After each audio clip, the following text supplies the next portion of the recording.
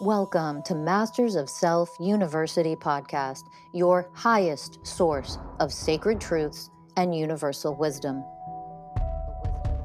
Hello, beautiful souls. I'm Rachel Fiori, mystic, spiritual teacher, psychic healer, and founder of Masters of Self University. Join our journey of soul transformation as we deep dive into this latest episode.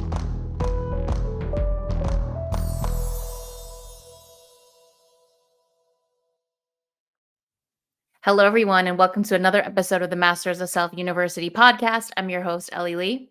And I'm your host, Danny Morley. And today, me and Danny are going to share the story of how we have adopted a son. He's furry, so don't think that, is a human. A four-legged, yeah, skinny puppy dog. Yeah, and it's a story that I think, will resonate with a lot of people because we have lived for so long in our minds.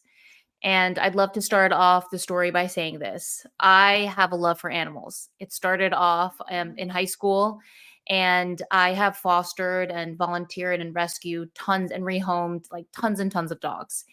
And I didn't know, like, throughout my life that it was always a soul calling. I'm starting to just understand what a soul calling is, Mm-hmm. And I would just get this. I know when my soul is calling for something because the pull is indescribable. When I'm pulled to something, I know that's something that I'm meant to do. And so when we moved to San Diego, almost 2 years ago now, is it almost 2 years ago? No, like a year ago. Yeah. It's coming up to, it'll be 2 years. Oh no. Just a year, just a little year and a half. Okay. Yeah, year and a half. I all of a sudden, it was a new city, a new state, new relationship, new career, new everything. Like the last thing on my mind was that I needed to go and like foster and like rescue dogs. And then a year ago, I got this calling that I needed to start back in the dog world. And long story short, it was ended up being Danny's soul dog that came into our lives named Bubba.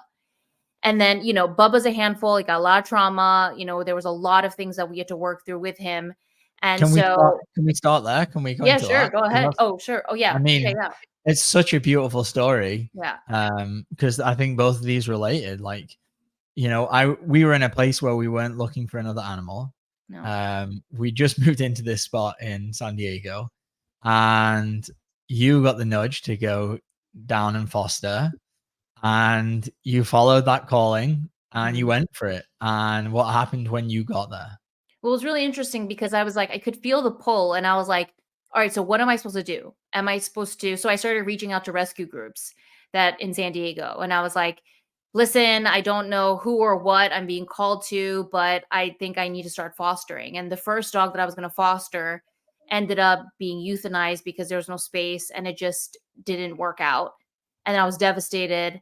And then I remember I reached out to this group in San Diego, and I was like, listen, I'm looking for a dog to foster that needs help, that's going to get along with my dog. And they sent me this picture of this huge pit bull, and they're like, this is the one. And I was like, okay, what's his name? They're like Hulk. And they're like, why don't you come down and meet him? So I went down to the shelter and I met him with my dog. And as soon as he came out, I was like, oh, hell no. He was getting pulled by two women from the shelter, and my dog wanted nothing to do with him. And I'm looking at this dog and I'm thinking to myself, there's no effing way I'm going to foster this. Like when I tell you Bubba's huge, guys, like I'm talking like the man's almost like 95 to 100 pounds. Like the dog is huge. And I was like, I can't do this on my own. Like if he's getting pulled by two women, like I can't. So I'm sitting there and I'm thinking to myself, I'm like, I can't do this. I got to get out. And the shelter, the rescue woman was like, why don't you just try for 3 days? And if it doesn't work out, you can bring him back. And as soon as I said, sure, I knew that I was never going to bring him back in 3 days. I knew that I had to stick with this dog no matter what. Because when you go back to the shelter, it's just like a lesser chance of them getting adopted. Danny meets him the first day. And as soon as they met, it clicked for Danny. And he yells to me because we were at a parking lot because we were picking up supplies. And he goes, I think he's here for me. And as soon as he said that, I was like, oh, and it just came in like, this dog is here for Danny. So that was our first venture into all of that. And Danny, like you can talk too about like, you felt this like strong pull for him, but we were both in our minds of like, how can we take care of this dog and adopt him? Yeah, well, that starts with when was that? That was the summer. So this is happening in March, the summer the year before of 2022.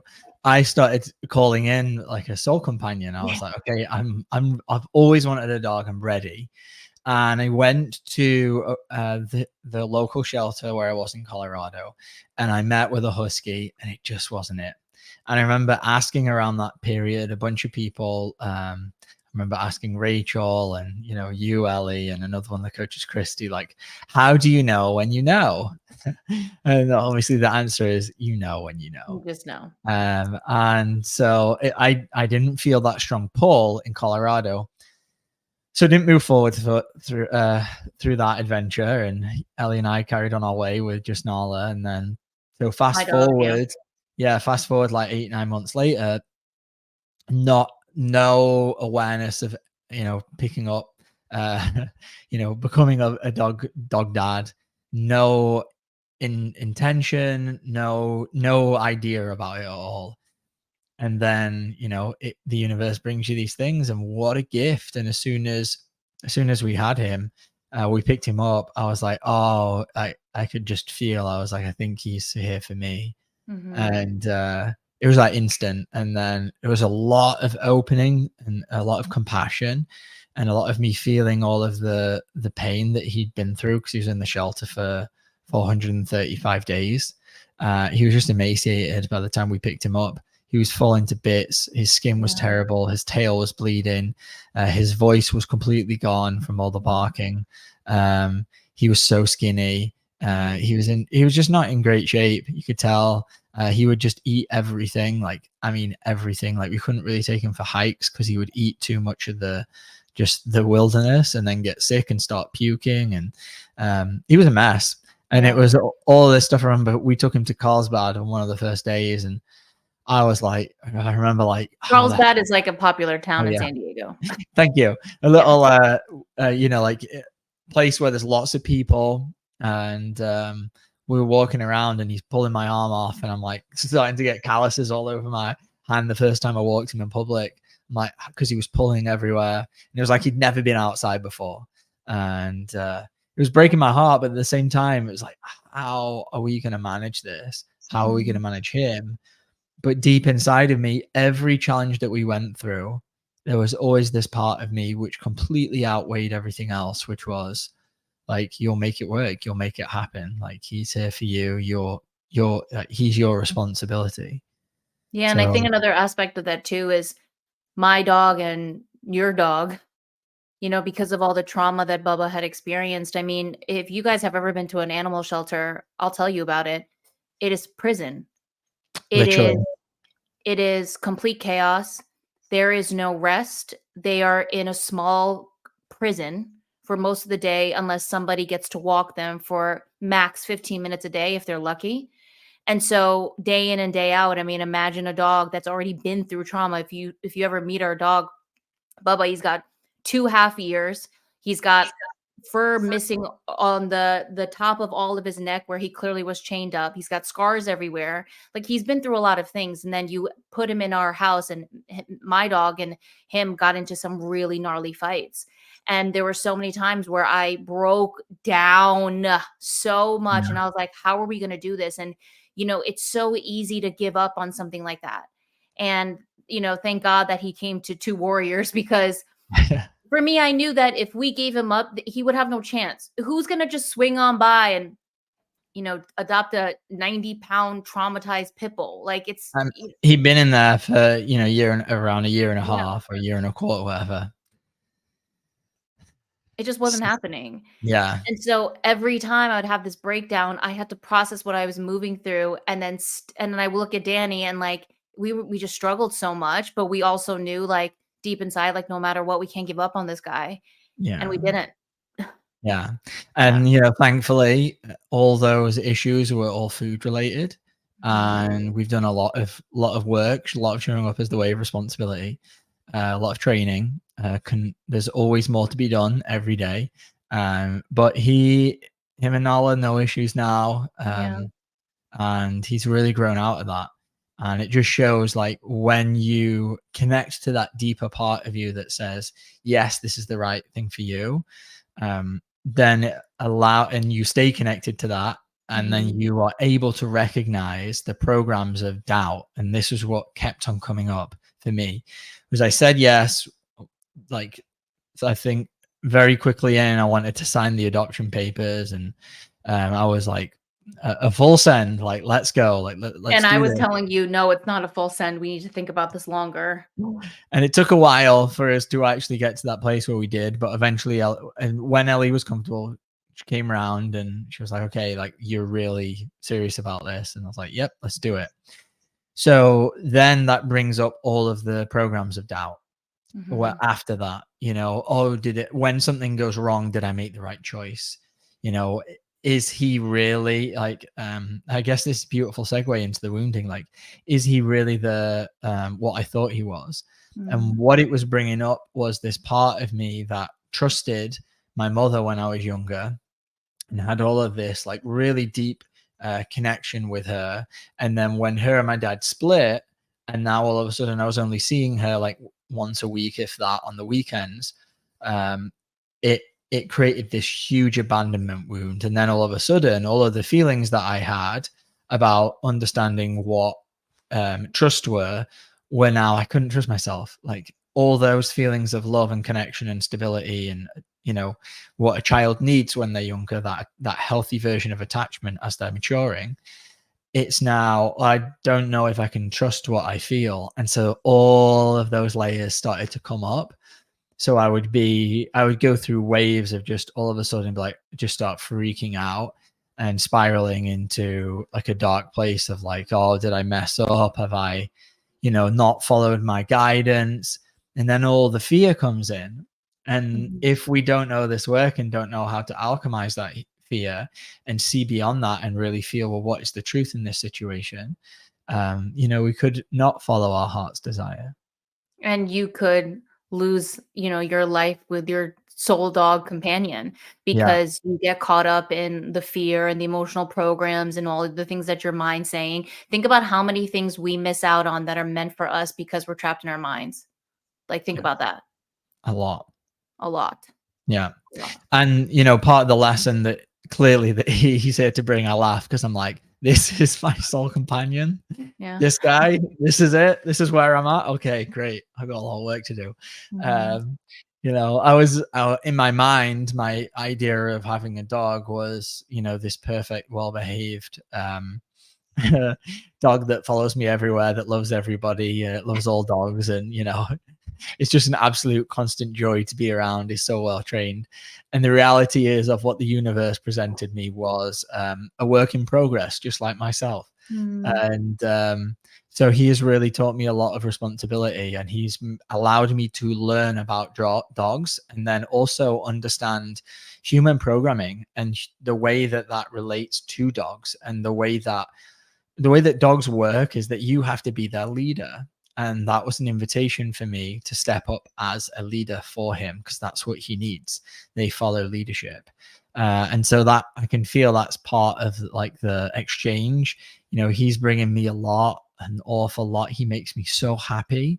And in return, I'm teaching him. And to be a teacher for him, I have to be willing to step up and be that teacher and lead from that place of heart connection. And that's hard because he often triggers me a lot. He doesn't trigger me very much ever anymore, which is great. Again, and also simultaneously showed me where I'm not a leader to my dog. Like, I've talked about this a lot, but I grew up with very rigid parents who like really didn't allow me to do a lot of things. And so as a parent now to her, I was like, well, go live your life, do whatever you want, and I just had no guidance for her. I didn't know how to step up as a leader and take responsibility over her. And then after everything with, Bubba and all the things, I was like, oh my God, like, I'm being asked to step up as a leader, because that's true love. I thought being a permissive parent and letting my dog do whatever she wanted was love, and it's not. Dogs need leadership and guidance, and I wasn't providing that for her. And so it was a wake-up call for me too, to really step up into that position for her. And we just learned a lot. We've learned a lot. Yeah.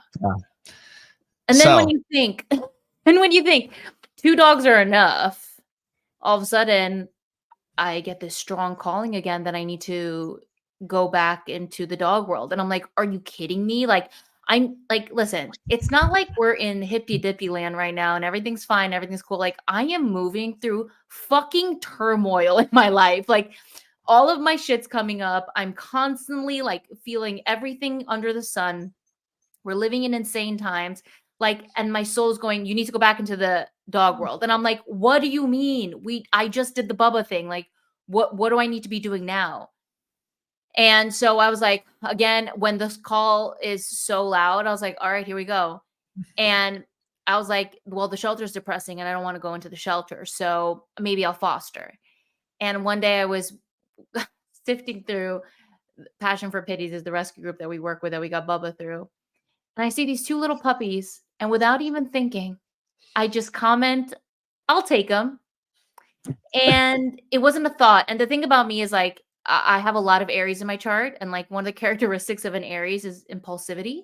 And I've been very impulsive in my life. I just fucking I just do things. And then after I've done it, I'm like, what just happened? Like, it's just the way that I am. Like when I feel pulled to it, I'll just go. And it's a beautiful thing. And it also can be a very heart-wrenching thing because I'm not thinking a lot of times, I'm just going, which is actually, if you really think about it, like I'm really leading from that heart-centered place instead of my mind. And so when I said yes to these two puppies, they didn't come for me for weeks. And I was like, what did I just do? Like, I just said yes to two puppies that are coming from Mexico. We have Bubba, who I have no idea is going to be okay with puppies. And like, and during the time that I was waiting for the puppies, I started going back into the shelter and I started volunteering at the shelter and I was seeing how many dogs were in need. And I was like, oh my God, I should be fostering out of the shelter. What am I doing saying yes to these puppies? Like, I just went through it and I had to just keep alchemizing what was happening because I was panicking. And then one day these two puppies showed up in a truck and I took them in. And when I tell you the amount of times that I cried in I think almost like 8 or 9 weeks that we had both of them, I probably say around 2 months, I cried so much. I went through so many things of like, what did I do? What was I thinking? Why would I say yes to this? Like, people, and I did puppies like years ago. And I remember I did 3 at one time and I was like, I'm never doing this again. This is insane. Like, they're babies. They don't know shit. And they're shitting everywhere and they're peeing everywhere and they're crying and they're tearing things up. They need to be activated and played and it's just a whole thing. And I forgot. And I just went through it for those 2 months that we had both of the puppies. And I mean, you saw me go through a lot during that time. Yeah, whenever I would, tap in and spend the hour or two on Puppy watch. on my watch. Whew, yeah, which sometimes it would be great, and sometimes they would just drive me insane. And what we learned is two puppies isn't actually two puppies. It's not one puppy and another puppy, because when you get two puppies from the same litter, especially, it just turns into a shitstorm because they just rev each other up and it's an absolute nightmare. And they ended up getting something called littermate syndrome, which is where they started getting a little bit like aggressive towards each other. And I didn't know that. I didn't know that it wasn't okay for them to play. So it was a learning process for me. And like Danny was like, this doesn't look right. And I was like, it's fine. And I was like, no, it's not fine. Like, they're getting aggressive with their food. Like, they're fighting in a way that's not cute anymore. And so that was a learning process of me. It's like, it's time to separate them, like sleep in different crates, feed them different, like in different locations, like all of those things. So I learned a lot throughout that time that I had the two puppies, but holy shit. Let me tell you something. I've talked about this on the podcast before, but I run a big savior program where like, I just want to be saved. And I wanted to be mother effing saved from having these two puppies. I was praying for adopters, like praying like every night, like, when are they going to get adopted? When are they, like, I would go to every dog park. I would take them to every farmer's market and nobody was like, everyone's like, they're so cute, but nobody was actually interested. And I was like, oh my God, I'm going to end up raising these two puppies by myself. And who fucking knows how long I'm going to have them. And I would just cry and I would have meltdowns and I would just run all these programs of like, please someone save me. Please someone save me. And I remember there was this one couple that was like, we're interested. And we went and we met them. And after we met them, they're like, we're not ready. And I went home and I was so angry. I'm like, why am I so angry? And I went into it. I was like, oh, it's because I wanted them to save me. And there it was, the Savior program that I was running. I was like, oh my God. And, you know, at the beginning of all this, obviously Ellie and I sat down and had a long conversation about what this is going to look like. And of course, I was like, I'm here to support you. I'm behind you, but this is your venture. I Yeah. will take over where I can. But if you want to do this, like, I'm behind you, but you've got to do this. Yeah. And so there was a lot of times where I could feel like you needed saving, and there were Mhm. some moments where I had to really constantly check in with myself, because the programming that I have is to want to be that savior. I Mhm. want to be the knight in shining armor for my partner. Absolutely. I want to be that person that makes their life so easy. And that was what was done to me by one of my parents. And it just kept me small. It kept me weak. It kept me dependent. It made me entitled. It made me a lot of not good things Yeah. that I'm working on healing now. So it was a huge test for me on my side to really understand what true empowerment was, but then not to go too far to the other side where I was completely disconnecting and detaching completely, because that's not love at all either. You know, it's finding this balance, and we find this within our own heart of saying, okay, what do they actually need right now? What does love look like in this moment? Because it's never black or white. It's never, well, Ellie, this is completely your responsibility because you want to do this. You know, this has got nothing to do with me. That's not love. And it's not, let me constantly save you, Yeah. right? It's this like, you know, gas and brake pedal constantly. Let me check in with my heart and see what my guidance is. And it was a really interesting experience for me to kind of move through and watch you go through so much pain and so much difficulty as those little guys just barked and yelped and I mean, they whined. bring out everything. Yeah. I'm sure parents out there, when you have an infant child, you understand they will bring out everything. It's like the first few hours of the yapping is tolerable. And then by like 3 or 4 hours of it, you're at the end of your tether, you're losing your patience, you're starting to lose your mind, and you need a break. And you can't, because you're there until they fall asleep. You're their guardian. Yeah. Their responsibility, or they're your responsibility. Yeah. And so I moved through a lot of that. And then around 8 weeks in, there was this one night where I had this thought come in really quickly of like, they may never get adopted. And I could feel the fear of that. And then I just opened to that and I just brought on the way of surrender. And I was like, I am the way of surrender to all of this. Like, I am completely in surrender to however long it's going to take for them to get adopted, because I was running this program of like, please, please, please, please, please.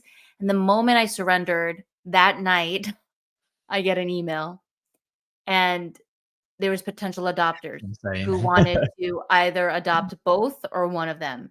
And I read the application and I felt the vibration of this couple, and I was like, "Oh my god, this really feels like it's the one." And so I go and I meet the girlfriend of the couple, and I fell in love with her. I was like, "She's incredible."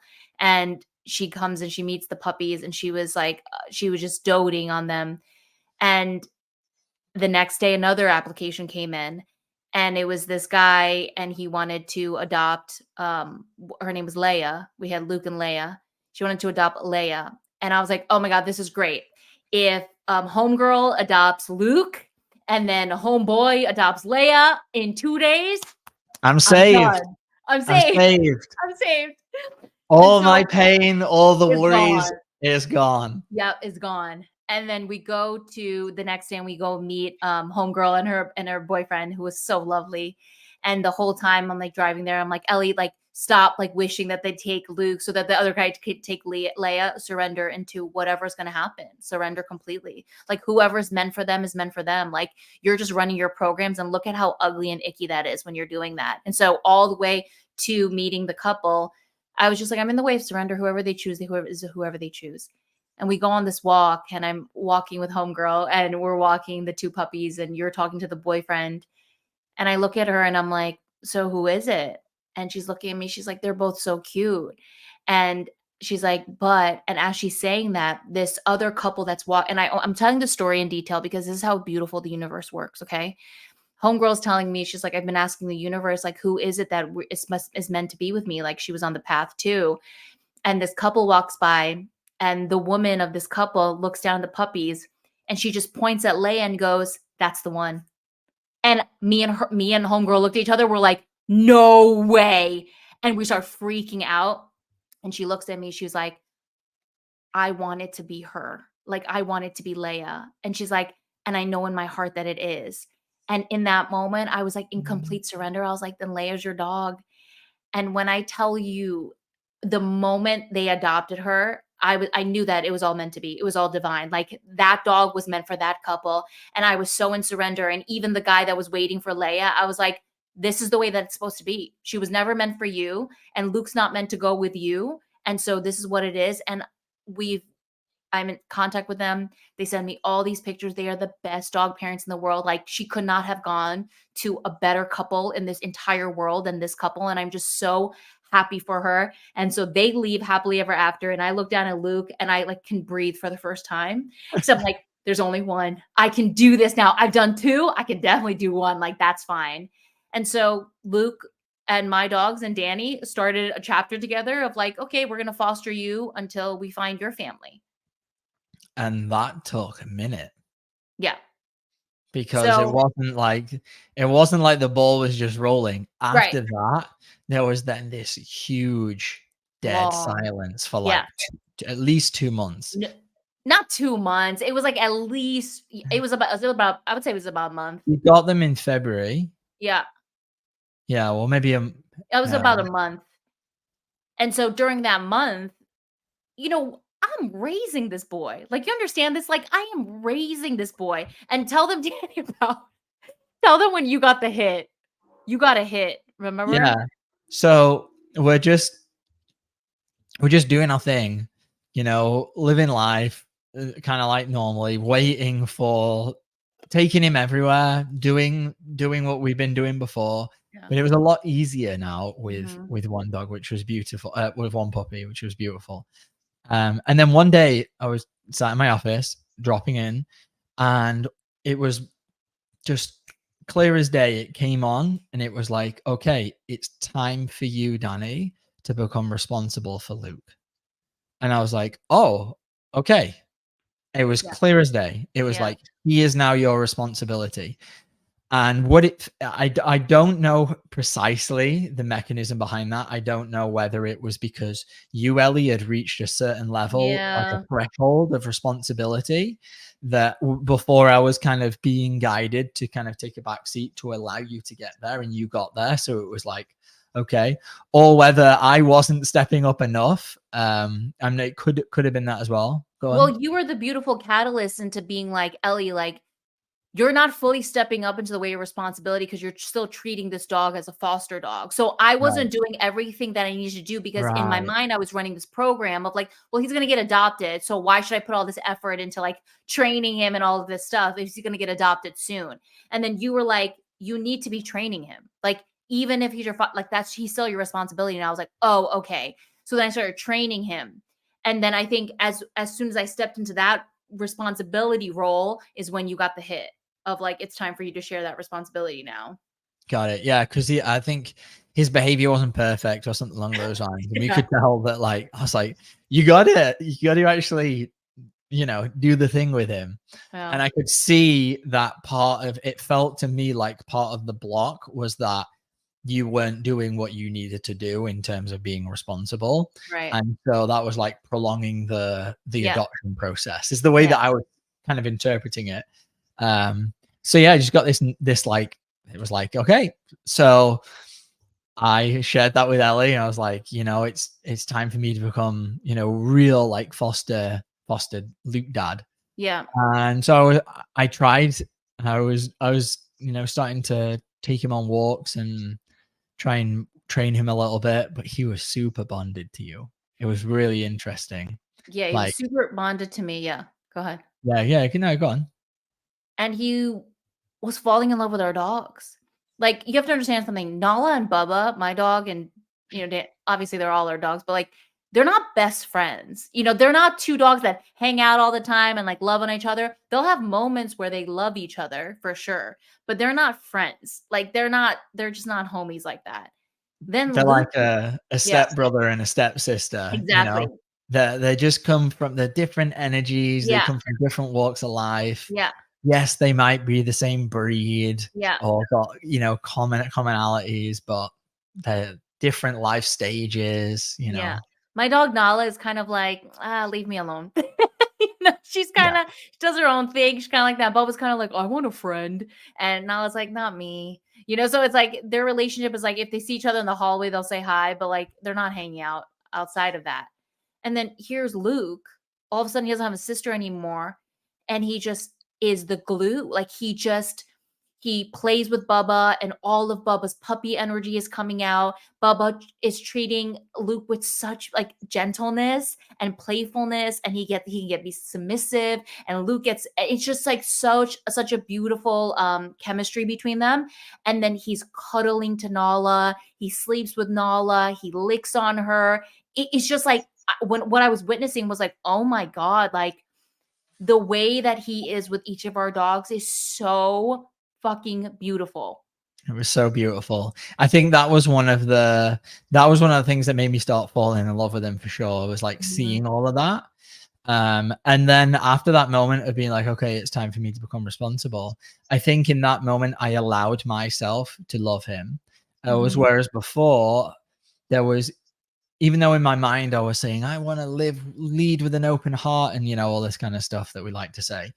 On an energetic level, I wasn't. I was still very detached, thinking that he was a foster puppy and I didn't want to get attached to him and, fall for him and then see him leave. And so I started to allow myself to see him, to see the light that he is, see the beauty that he is. And yeah, I started to really love him very quickly. Not on like the same way that I, do for Bubba or you, Ellie, but like there was immediate, as soon as I allowed that in, it was like, oh, there's something here for sure. Yeah. And so we're experiencing all of this. We're raising him. We're training him. The squad is forming. And then we get an email for a potential adopter. And I was like, oh my God. And inside I was like kind of conflicted. I was like, okay, but let's go meet them. And Danny came with me and they had 2 pit bulls and they were brindle just like Luke was. And as soon as I saw them energetically, I was like, this is not it.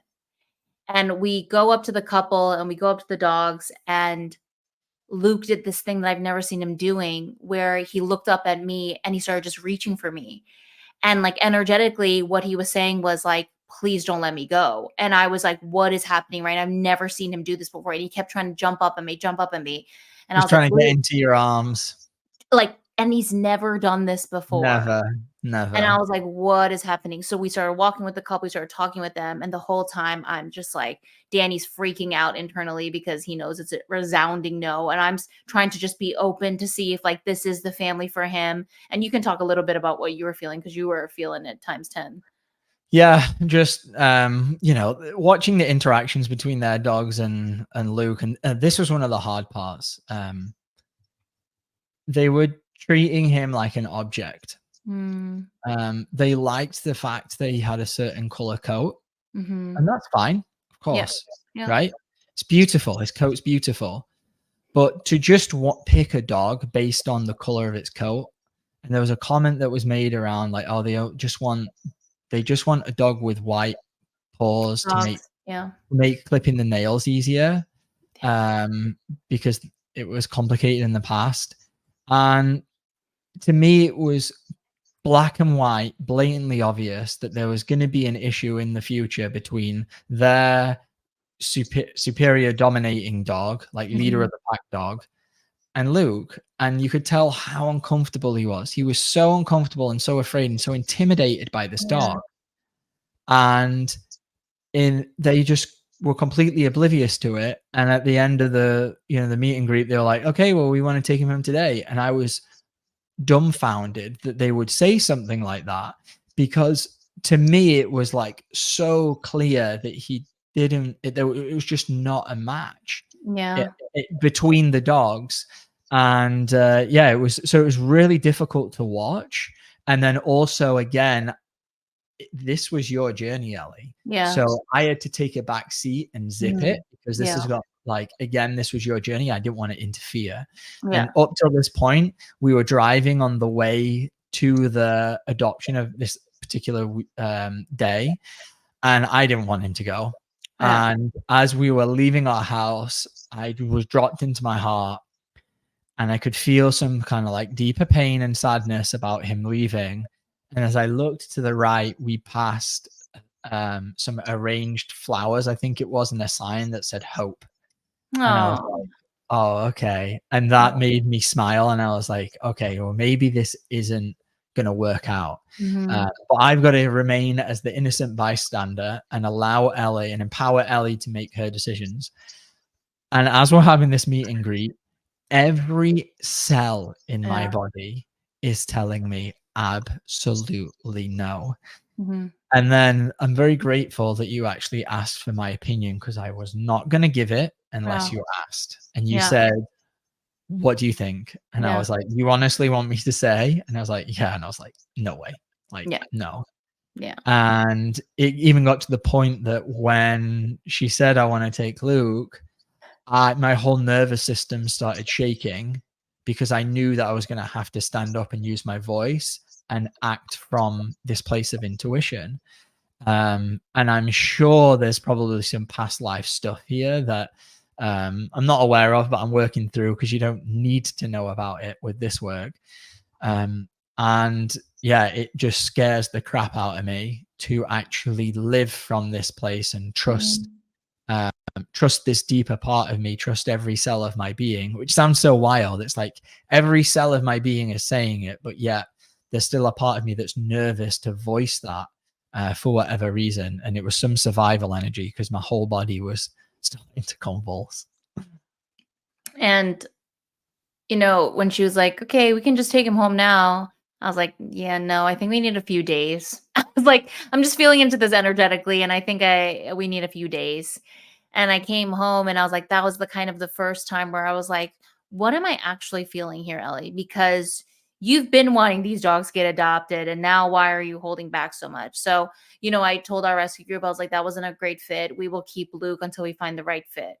And then a couple of weeks later, we took the dogs camping, and we were in the mountains, and we came down from the mountains for a little bit, and we get a call. And it's this woman, and she's like, hey, did you get my adoption form? We're approved.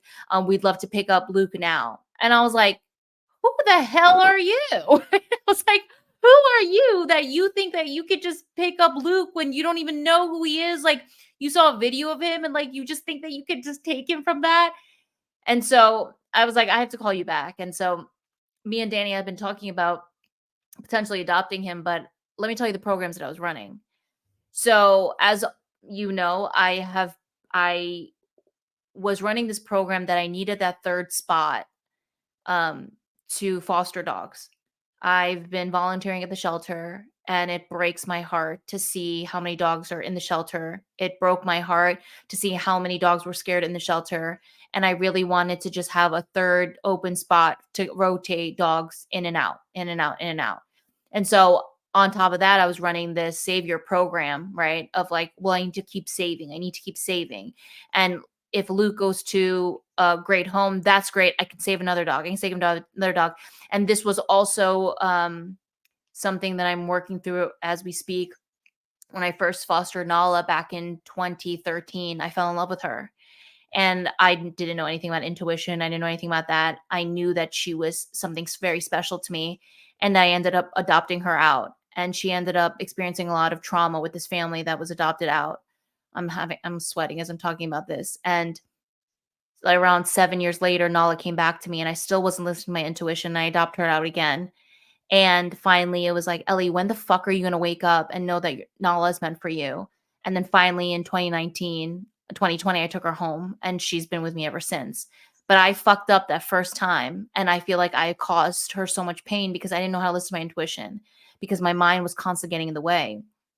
And even with Luke, it was like, he needs to go because I need that third spot. That third spot needs to be a place where I can just keep saving dogs, keep saving dogs.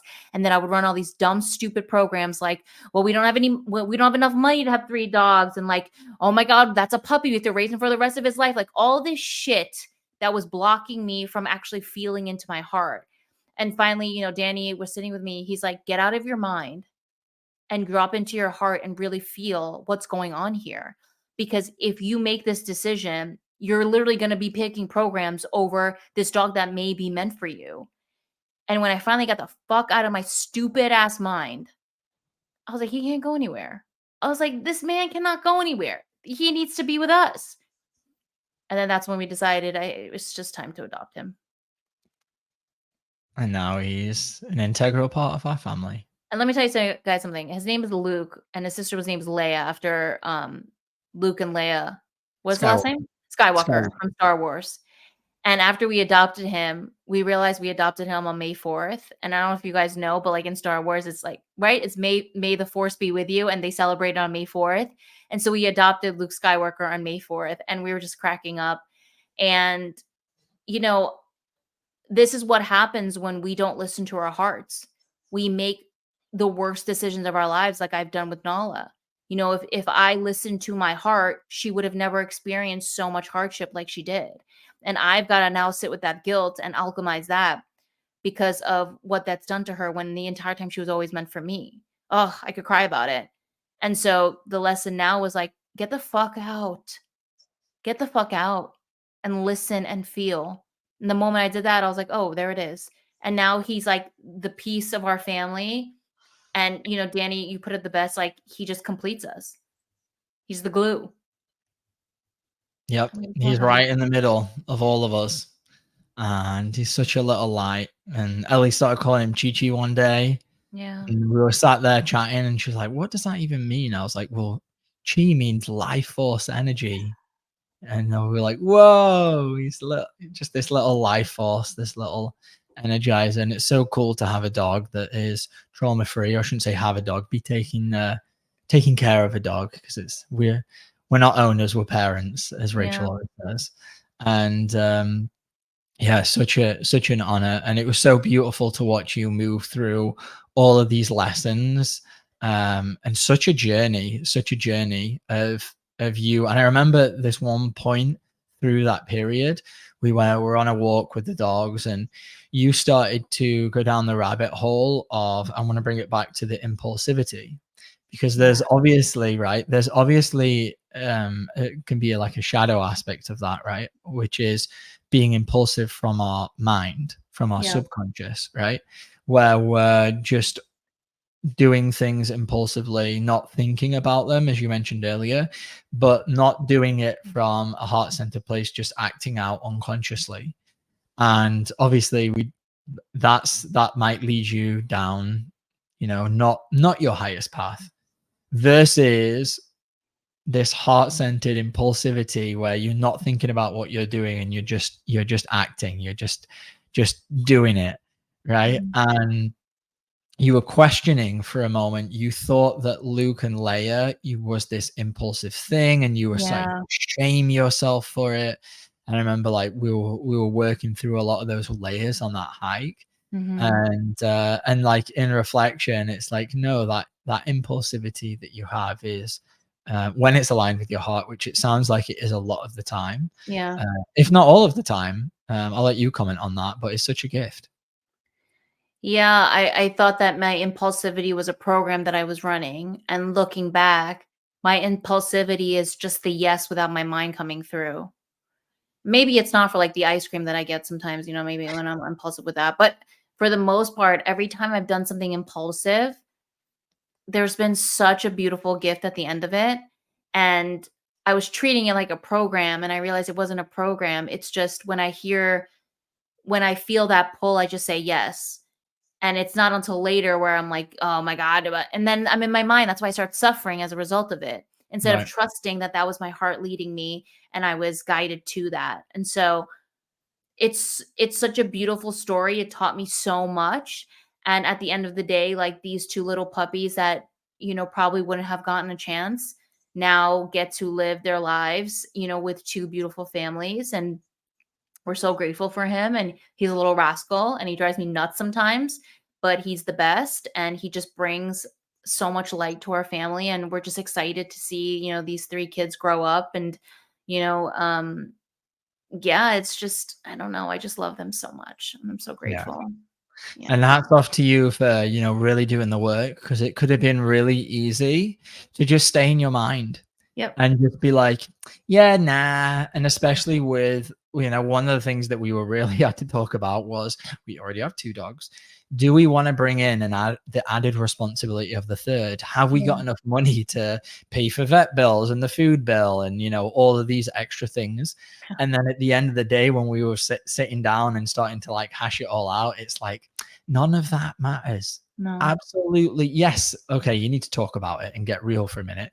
But really, like, none of that matters. And Ellie got me an astrology reading for my birthday this past year, and he said in the reading, he was like, your birth chart is a birth chart where if you just follow the path of your soul and stop living completely 100% from your ego, like that's got to be gone, you'll get everything you ever dream of. And this was one of these absolute like nods to that. It's like, we can sit here, we can get all critical with all the different things that we might need to like think about before making a big decision, because it really is a big decision. And I'm not saying don't do that, but tapping into my heart and letting that part be the internal guidance, that's what creates the most amount of love and beauty and magic and gifts that I've found in my life. And I can tell it's definitely for the same for you all. Yeah, 100%. And this is how from here on forward, like I just want to live the rest of my life. I've made so many critical mistakes in my life because I didn't know. And I also I've had to process a lot of, it's okay, Ellie, that you didn't know. And you learned what you needed to learn. And I think the hardest part for me was just my Nala, and that we didn't get to spend the last 11 years together, and all the things that she went through. It makes me cry. And at first there was a lot of what the fuck is wrong with you? A lot of shame, a lot of blaming myself. And then I'm in this place now where when it comes up, it's just allowing to feel what I need to feel and then bringing love to it and just saying it's okay, Ellie. She's here with you now, and just keep processing what you need to process. And when we don't heal the guilt and the shame and the self-judgment that comes up, we stay trapped there. We stay in those energies, and it creates so much suffering. And so even today, I was hit with so much, I fucked up, and what did I do to her, and all this stuff. And I just had to keep opening and just looking at her and letting her know, Mom, sorry, but I will never let you go again. And I love you, and you were always meant for me. And I'm just going to keep doing what I need to do to, process whatever's left in there from letting her go. Yeah. Yeah. Beautiful. Yeah. Beautiful job. Thank you. So to everyone out there, here's a Fiori quote: get out of your minds and drop into your heart. Thinking ruins everything. It will literally take you away from some of the most, if not every, beautiful thing in your life. Yep. So follow your heart's desire. And if you don't know how to do that, that is exactly what we guide people through, is being able to understand, okay, what programs am I running? Just like Ellie had to work through. Am I coming from a place of powerlessness, running that savior program? Am I coming from a sense of fear? Or am I truly tapped in and connected? And if I'm not, that's okay, because I've got this work to do and to work through it until I am. And that's what we guide people through, is that step-by-step process. So if you're interested in learning more, just visit our website, mastersofselfuniversity.com. I hope you enjoyed this podcast, and we will see you in the next episode. Thank you. Bye.